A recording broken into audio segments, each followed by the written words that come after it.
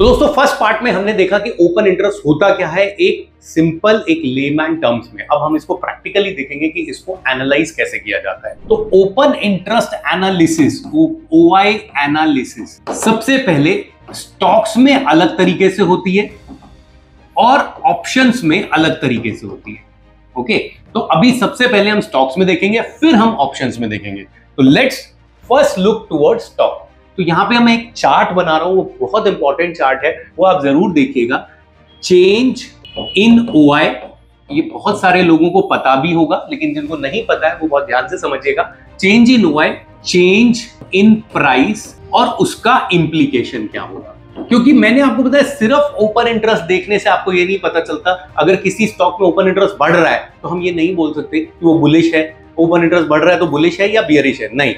Open interest के साथ हमें प्राइस का मोमेंटम भी देखना पड़ेगा। जैसे अगर मैं यहां चार्ट बनाता हूं, चेंज इन ओआई का मतलब है अगर आपका ओपन इंटरेस्ट भी बढ़ रहा है, मतलब नए लोग आ रहे हैं और नए लोग उस पर्टिकुलर स्टॉक में एंट्री कर रहे हैं और प्राइस भी बढ़ रहा है, इसका मतलब जो नए लोग आ रहे हैं वो हर नए प्राइस पे, हर ऊपर के प्राइस पे लेना चाह रहे हैं, और जो शॉर्ट कर रहे हैं वो ट्रैप होते जा रहे हैं। और जो आपका लॉन्ग पोजीशन नीचे लेके बैठा है, he is not ready to sell that position, he is expecting कि मार्केट और ऊपर जाएगा। तो हर एक रेट पे अगर नई पोजीशन बन रही है ऊपर के रेट में, तो हम बोलते हैं उसकी इंप्लीकेशन है अपसाइड, मतलब कि लॉन्ग बिल्डअप हो रहा है, उसमें बुलिश पोजीशन बनती है, वो बुलिशनेस दिखाता है आपको। तो इसको हम टेक्निकल टर्म्स में लॉन्ग बिल्डअप भी कहते हैं। ओके, अब सेकंड आते हैं, आपका ओपन इंटरेस्ट बढ़ रहा है बट प्राइस गिर रहा है। बिल्कुल, आप ओपन इंटरेस्ट तो बढ़ रहा है, मतलब आपका नए लोग आ रहे हैं, नए लोग उसमें नई पोजीशन बना रहे हैं, बट हर लोअर प्राइस पे बना रहे हैं। मतलब यहाँ पे ट्रैपिंग किसकी हो रही है, यहाँ पे ट्रैपिंग बायर्स की हो रही है, और जो शॉर्ट कर रहे हैं position, they are not ready to cover their position, they are looking more downside in the stock. तो इस तरीके से इसमें हम बोलते हैं कि स्टॉक विल गो डाउन, इसमें बियरिशनेस है। बियरिशनेस का मतलब है इसमें शॉर्ट बिल्डअप हो रहा है, इसमें लॉन्ग बिल्डअप, इसमें शॉर्ट बिल्डअप हो रहा है। अब देखिए, मेजर जो हमारे क्वाड्रेंट्स होते हैं ये दो होते हैं, अब इनके काउंटर क्वाड्रेंट्स होते हैं।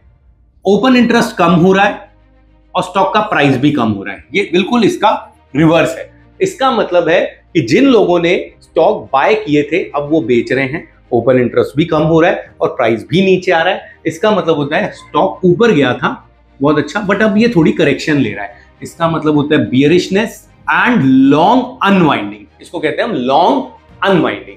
And last quadrant is open interest कम हो रहा है बट प्राइस बढ़ रहा है।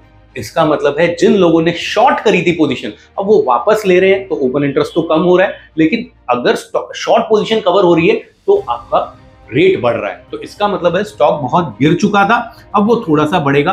बियरिशनेस नहीं कहेंगे, इसको हम बुलिशनेस ही कहेंगे, लेकिन वो बुलिशनेस ज्यादा देर तक रहती नहीं है, तो इसको कहते हैं शॉर्ट कवरिंग। ओके, सो ये चार क्वाड्रेंट्स ही हैं जहां पे कहीं ना कहीं आपका स्टॉक फॉल करेगा। तो यहां से एक आइडिया हो जाता है कि अगर इसमें ओपन इंटरेस्ट चेंज और प्राइस चेंज का अगर हमें पता चल जाता है और साथ में वॉल्यूम चेंज भी अगर पता चल जाता है स्टॉक में, तो हम थोड़ा सा आइडिया लगा सकते हैं कि स्टॉक इज बुलिश और बियरिश। अब एक क्वेश्चन आता है कि हम देखेंगे कहां से। देखिए, इसको देखने का सबसे अच्छा जो जरिया है वो है मनी कंट्रोल का ओपन इंटरेस्ट एनालिसिस। जैसा कि मैंने बताया था कि ओपन इंटरेस्ट एनालिसिस में चार क्वाड्रेंट होते हैं, और उसको देखते कहां से है, मनी कंट्रोल। आप सीधा सिंपल गूगल पे जाके money control open interest analysis डालिएगा तो आपके सामने ये विंडो खुलेगी। अब आप यहां देखोगे, यहां पे आपको इस तरीके का क्वाड्रेंट दिखेगा ये। अब यहां पे देखिए, यहां पे आपको चार क्वाड्रेंट्स दिख रहे हैं। हाईएस्ट ओपन इंटरेस्ट, लोएस्ट नहीं देखना, increase in open interest, increase in price, जो सबसे पहला क्वाड्रेंट था। Increase in open interest, increase in price, तो हमने वो सेलेक्ट कर लिया। हमने स्टॉक फ्यूचर सेलेक्ट कर रखा है, इसमें बहुत सारे अलग अलग आते हैं, all futures, index futures, but आपको स्टॉक फ्यूचर सेलेक्ट करना है। और एक्सपायरी आपको नेक्स्ट मंथ की, क्योंकि देखिए अभी नवंबर हम लास्ट में बैठे हैं, नवंबर की एक्सपायरी जस्ट ट्यूसडे को ही है, तो हम उस वाले का नहीं देखेंगे, अगली एक्सपायरी का देखेंगे। अगर आप नवंबर फर्स्ट वीक में बैठे होते, सेकेंड वीक में बैठे होते, तो आप नवंबर का देखो, बट अभी हम दिसंबर का देखेंगे।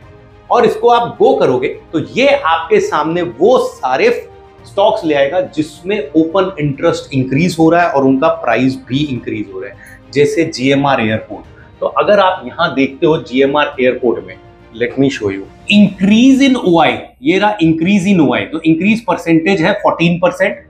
और वॉल्यूम का मतलब है जो आपका कैश मार्केट में वॉल्यूम, कल वॉल्यूम इतना था आज इतना है, बट वो 61% डाउन है, तो दिस इज अ कॉन्ट्रिडिक्टरी। इसको हम बहुत ज्यादा अच्छा कंसिडर नहीं करते कि वॉल्यूम कम है बट ओपन इंटरेस्ट बढ़ रहा है, इट विल नॉट सस्टेन। मतलब स्टॉक ऊपर गया है बट वॉल्यूम के साथ ऊपर नहीं गया है, तो इट विल नॉट सस्टेन। अब यहां हम देखते हैं ओपन इंटरेस्ट भी बढ़ रहा है और वॉल्यूम भी बढ़ रहा है, किसी भी स्टॉक में वॉल्यूम नहीं बढ़ रहा है, सिर्फ ओपन इंटरेस्ट बढ़ रहा है। जैसे आप मैरिको में देखोगे तो मैरिको में 24% का ओपन इंटरेस्ट बढ़ा है, बट अगेन वॉल्यूम 73% डाउन है। It is a contradictory. कभी ऐसा आए ना कि आपका ओपन इंटरेस्ट भी बढ़ रहा हो और वॉल्यूम भी बढ़ रहा हो, then it is a very good stock to consider. लेकिन इसका ये मतलब नहीं है कि आप इसको सीधा बाय कर लीजिए, इसको आप चार्ट्स पे देखिए, आप इसके फंडामेंटल्स भी देखिए, एनालिसिस भी करिए, क्योंकि यहाँ ओपन इंटरेस्ट बढ़ने का मतलब there is some activity going on in future and option side, there is some activity और that activity is creating a bullishness in the stock. But ये हम 100% नहीं बोल सकते। एक नेगेटिव चीज आ गई कि यहाँ पे वॉल्यूम नहीं बढ़ रहा। अगर वॉल्यूम भी बढ़ रहा होता तो हम थोड़ी और कन्विक्शन के साथ बोल सकते थे कि यार the stock can go high. और यहाँ पे अगर आपका कोई ब्रेकआउट मिलता है या किसी सपोर्ट लेवल पे आपको बाइंग मिलती है तो डेफिनेटली हम उसमें कोई लॉन्ग पोजीशन या फिर हम उस स्टॉक को बाय करने का सोच सकते हैं। But it is not at all 100% confirmation. इसको हम किसी के साथ देख सकते हैं।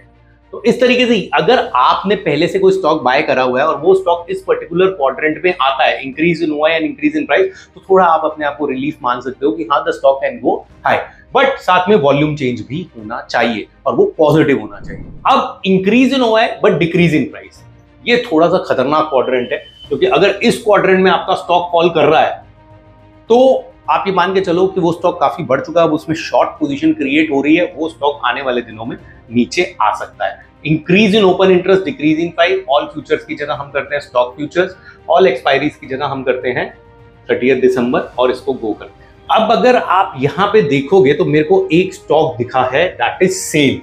सेल में 85% का ओआई इंक्रीज है और 183% का वॉल्यूम चेंज भी है। इसका मतलब क्या है, और प्राइस नीचे गिरा हुआ है। इसका मतलब अगर हम स्टॉक का चार्ट देखेंगे तो हमें वहां पे कुछ बियरिशनेस दिखेगी। अगर ये स्टॉक आपके पास पड़ा है तो आप इसको हेज कर सकते हो या फिर आप इसमें थोड़ा प्रॉफिट बुक कर सकते हो।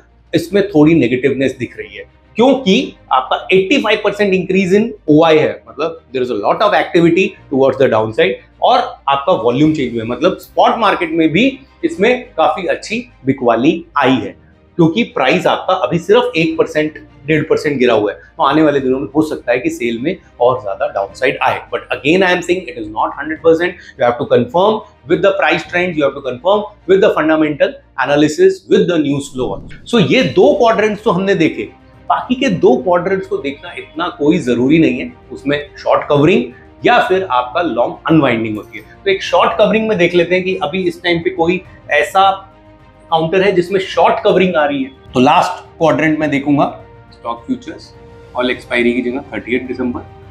तो decrease in open interest and increase in price, तो क्या कोई ऐसा है? सिर्फ एक ही है, सम्मान कैपिटल। सम्मान कैपिटल में थोड़ी बहुत शॉर्ट कवरिंग आ रही है क्योंकि ये बहुत गिर गया था, अब इसमें वापस से शॉर्ट कवरिंग आ रही है। तो बहुत ज्यादा क्वाड्रेंट्स होते नहीं, बहुत ज्यादा स्टॉक्स इसमें आते नहीं है। तो ये तो एक तरीका था आपका ओपन इंटरेस्ट को एनालाइज करना ऑन द स्टॉक्स पे आप कैसे एनालाइज करते हो। ओपन इंटरेस्ट को ऑप्शंस में बिल्कुल अलग तरीके से एनालाइज करा जाता है। आपको ऑप्शन एनालिसिस, जो ऑप्शन चेन एनालिसिस जिसे कहते हैं, कि ओपन इंटरेस्ट को कैसे एनालाइज करा जाए, कैसे शिफ्टिंग ऑफ स्ट्राइक प्राइस होती है, वो मैं आपको नेक्स्ट पार्ट में सिखाऊंगा। तो अभी तक मैंने आपको बताया कि ओपन इंटरेस्ट क्या होता है, ओपन इंटरेस्ट को हम एनालाइज कैसे करते हैं ऑन द स्टॉक्स। इसको और भी डीप में जानने के लिए आप हमारी डेरिवेटिव क्लासेस को अटेंड करिए। उसमें हम आपको डेली बेसिस पे ओपन इंटरेस्ट की एनालिसिस करवाते हैं, डेली बेसिस पे हम आपको ऑप्शन चेन एनालिसिस करवाते हैं और बहुत डीप में ओपन इंटरेस्ट को सिखाते हैं।